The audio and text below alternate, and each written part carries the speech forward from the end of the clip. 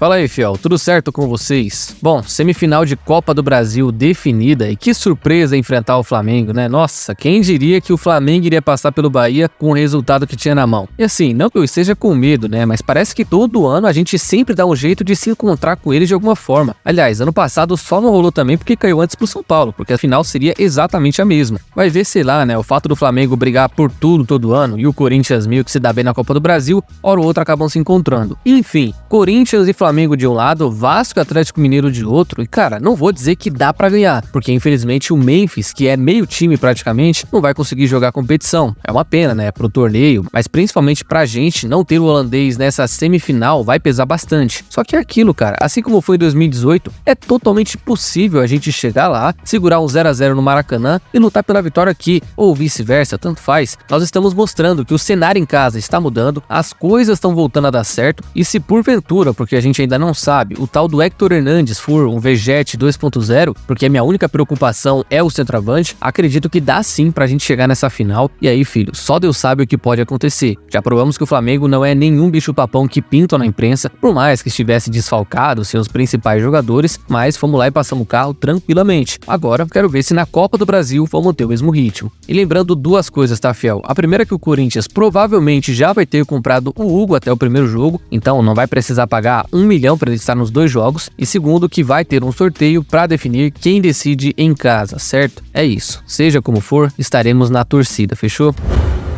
Bom, e a tal Semana da Transparência, que hoje virou apenas a coletiva, aconteceu mais cedo com a transmissão da Corinthians TV. Recomendo quem não viu ver desde o começo, mas basicamente, para resumir os principais assuntos, porque também não dá para falar de tudo, fomos informados que a dívida total do Corinthians hoje, incluindo a Arena, é de 2.311 milhões de reais, fiel. É um número muito grande, chega a ser inacreditável pensar que alguém deixou chegar a esse ponto. E é bizarro pensar que estão pedindo o impeachment do Augusto a todo custo lá no Parque São Jorge, sendo que a quadrilha que passou aqui e fez a farra com dinheiro, ninguém fez nada. Então aí, ó, tranquilos, sem responsabilidade nenhuma mais, só batendo no Augusto como se ele fosse o culpado de tudo. Enfim, fora o lance da dívida total, vale ressaltar que por causa dela, os juros anuais que o Corinthians paga chega na casa dos 250 milhões de reais. E claro, a Selic no preço que tá, lógico que piora bastante, mas é praticamente o valor que gastaram para montar esse elenco, pagando todo ano só de juros. Daí quanto à Arena, fiel, eles também mostraram que estão trabalhando num projeto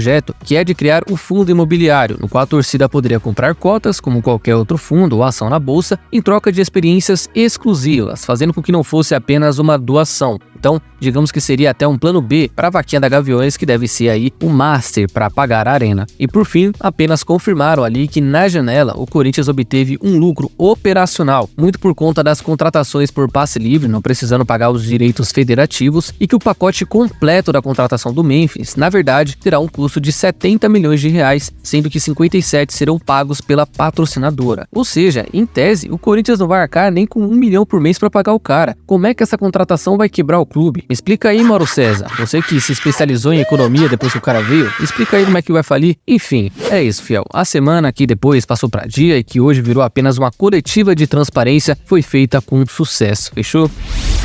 E por falar no Memphis, antes de mais nada, eu gostaria apenas de atualizar que, na verdade, o contrato dele vai até o meio de 2026, não até o fim do ano, e que existe uma cláusula nesse contrato onde, se o Corinthians for rebaixado, ele poderia sair de graça sem o clube precisar pagar mais nada. Uma cláusula que é bom tanto pra gente quanto pra ele, mas, felizmente, não precisará ser acionada, certo? Só uma breve atualização. Agora, o holandês fez hoje, fiel, o seu primeiro treino com os seus novos companheiros, e apesar de existir ali uma certa expectativa que ele possa estrear amanhã contra o Botafogo, digamos que é algo bem improvável para dizer que não vai rolar, porque ele só fez um treino com um grupo, que foi hoje, e tá sem jogar há quase 4 meses. Então a comissão trabalha para que ele esteja disponível pelo menos na viagem para Fortaleza pela Sul-Americana no dia 17, mas só vai jogar de fato mais de 10, 15 minutos contra o Lanterna Goianiense em casa no dia 21. O que vamos combinar, né, fiel? Não tem jogo melhor do que esse pro cara começar. Em casa e contra o Lanterna, pô, a obrigação é sair de lá com o primeiro gol. Enfim, sabendo de tudo isso, vale lembrar que o Corinthians terá muitas novidades nesse final de semana, e uma delas pode ser até o Carrilho, que pode figurar no banco pela primeira vez amanhã, mas fora ele,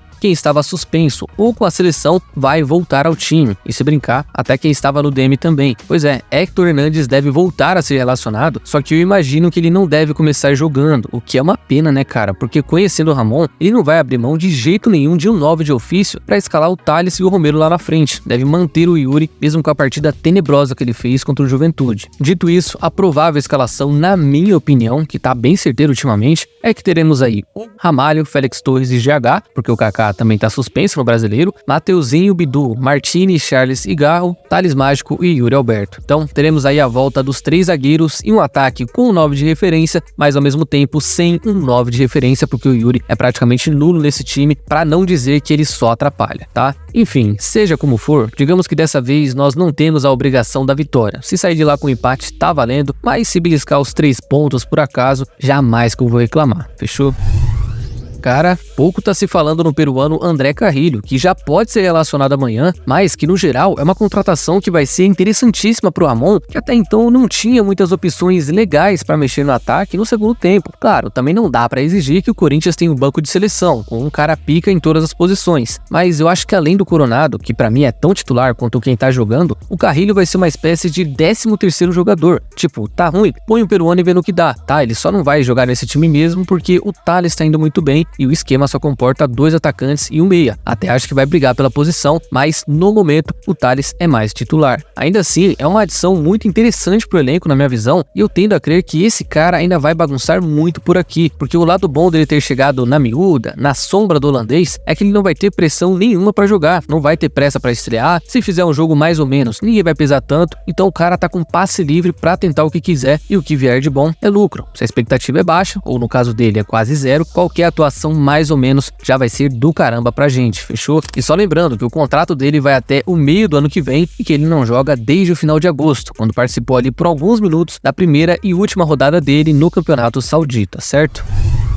Bom, e o Balotelli, que comentou sem vergonha nenhuma na publicação do Corinthians, apresentando o Memphis na sua nova casa em Fiel. O cara meteu logo 3 foguinhos no comentário ali, como se fosse um parceiro do Memphis e estivesse feliz por ele. Só que na verdade a gente sabe que no fundo, o Balotelli queria que fosse ele no lugar do holandês. O que era pra acontecer, por sinal, quem deu fora nessa paquera foi o Corinthians, que achou ele caro demais, a imprensa batendo no Augusto, e acabou que trouxemos alguém recebendo mais, beleza, mais caro, só que com o dobro de mídia e o triplo de futebol. Então, acabou sendo mais vantagem pra gente no final das contas e o italiano ficou ressentido. Mas assim, já pensou se o Corinthians não inventa de fazer uma outra contratação midiática no ano que vem? Pois bem, o diretor financeiro deixou isso em aberto, dizendo que não está nos planos da patrocinadora Master, mas nada impede que o clube traga outro jogador midiático. Só que assim, vamos combinar que o único problema, ou melhor, um dos maiores nesse caso, é que você seria obrigado a fazer uma dupla de ataque com esses dois, ignorando que você tem um Thales Magno e o André Carrilho no elenco, porque esses caras não jogariam com esses dois lá na frente. Então, eu sinto muito, Balota, mas a sua chance de vir se esgotou completamente nessa semana, tá? Quem sabe numa outra vida?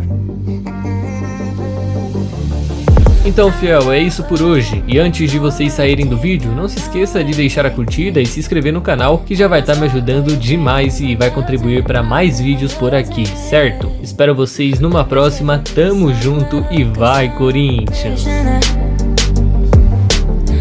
Want to live